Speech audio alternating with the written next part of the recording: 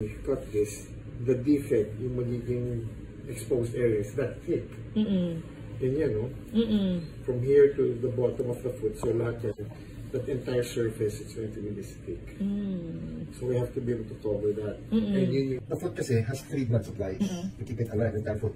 There's one here in the posterior, there's another here, which is under the bone, there's one here in front.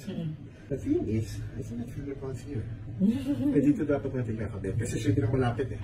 This one is too deep, this one is too far. Okay. It's superficial but it's too far. So ang ideal talaga nandito sa harap. But for some reason, I cannot feel it. Dapat yun nandito nararamdaman. Is it because the infection?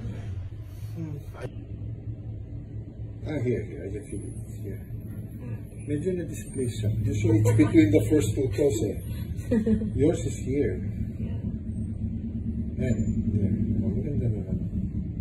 We have several options where we can get the muscle. You're athletic, you exercise? Yeah. What kind of exercise? The most accessible muscle is the one here, so mid-thigh. We're just taking the muscle. The third option actually is here. Okay.